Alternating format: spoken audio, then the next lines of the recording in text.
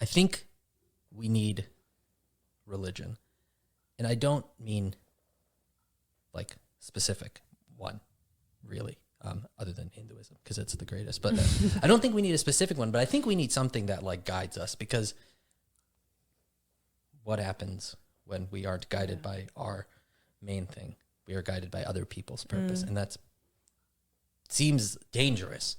And so I don't like that spirituality thing. Like, I think that's why I've been tapping into some of these like more spiritual things, because it's like, I think I'm trying to figure out what my God is, and I don't know what that is, you know? I mean, it's love or whatever the fuck it is. Like, what is at the top of my, to bring in like a psychological thing, like what's at the top of my dominance hierarchy? Like, what's the thing that actually drives me? And I'm trying to figure that out. And, you know, I want to assess if I have the right thing at the top. Like, you know the most about yourself, even your parents or your whoever your spouse or everything. They don't know everything about you. Whoever your spouse, yeah. Whoever your spouse, they don't know everything about you. Only you have all your. That's the thing about the spouses, is you never really, nobody knows who their spouse is. They're just going out and hoping. That's the problem with spouses. You never know who's yours. That's why you gotta lock them down. Lock them down. That's why we have rings. Get the government involved. Who's my wife? Raise your hand.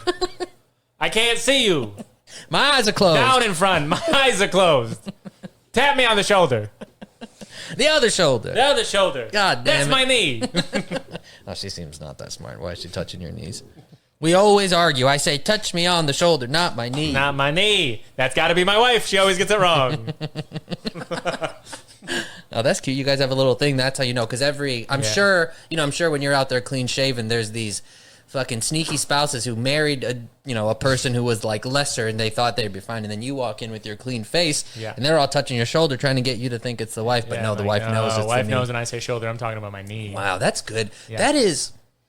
That's love. Yeah. That's love. Yeah. That's that knowing knee touch. Yeah.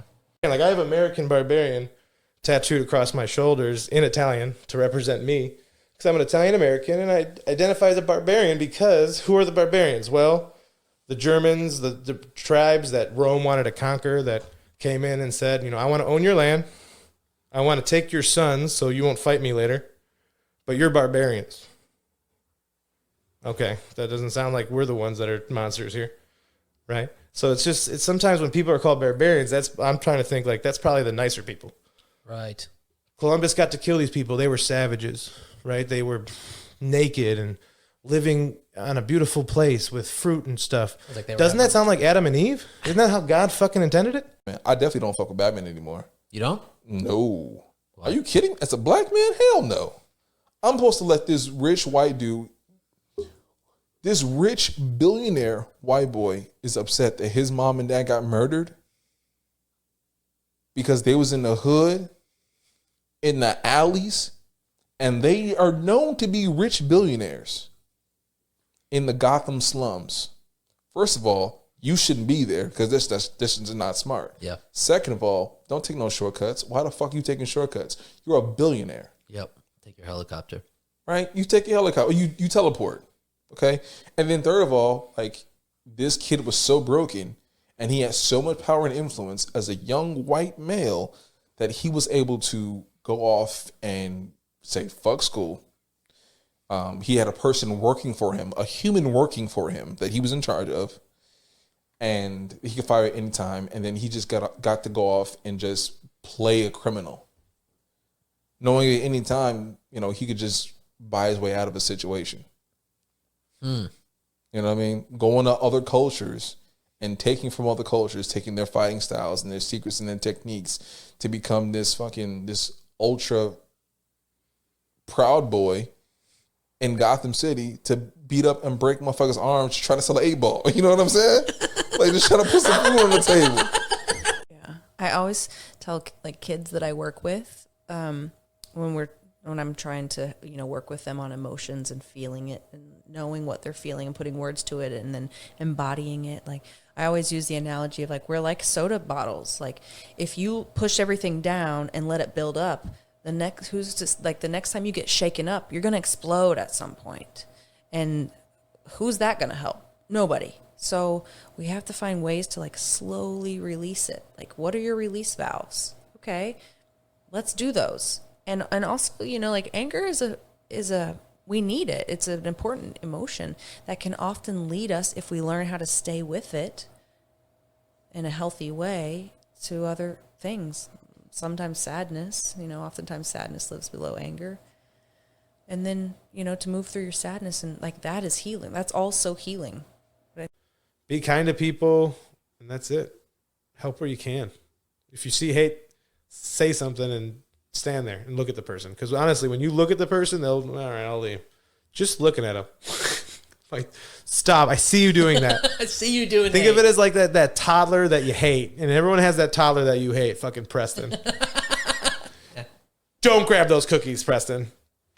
Preston, don't grab those cookies. That's it. Just stare at them. And if they do it, take the cookies away, man. One song by King Los where he says, there's a war going on outside for your soul. And it's like, always. I think that's very true. People are always trying to make you believe in what they want to believe in. And I want to try and believe in my shit. And, you know, the people and friends who I trust. And I want to try and learn from you and, like, whoever I speak to, I want to try and understand. But, like, I want to try and move on my own. And I get that, you know, manipulation, the tactic of manipulation are, like,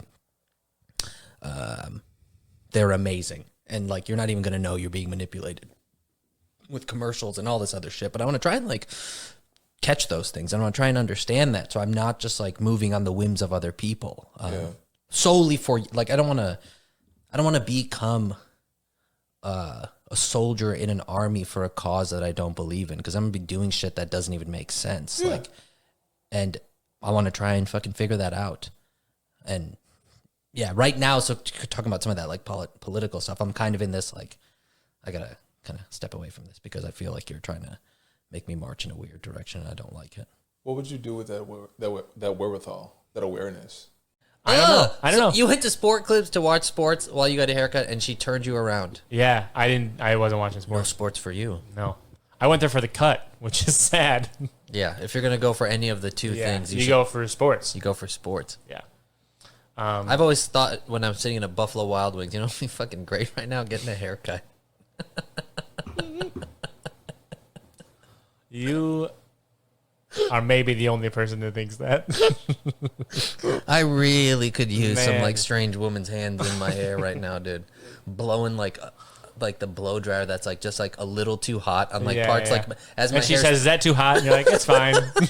And my hair's kind of thinning, so it's like just like a right on fucking skin too. So it's like you got a strong beard though. Have we mentioned that? You can't see that in a podcast, but you got a strong beard. Thanks, bro. Yeah, it's definitely on a dating app once. Some lady was like, "Is this a quarantine beard?" I said, "No, girl, it's a life beard." And then she didn't respond anymore. But I was like, "Damn, son, that's such a good." Yeah. You don't want to be with a man that says shit like that? Probably don't. Actually, it seems like a dude is a no. douche. I think that's a great response. Of course, I'm another dude.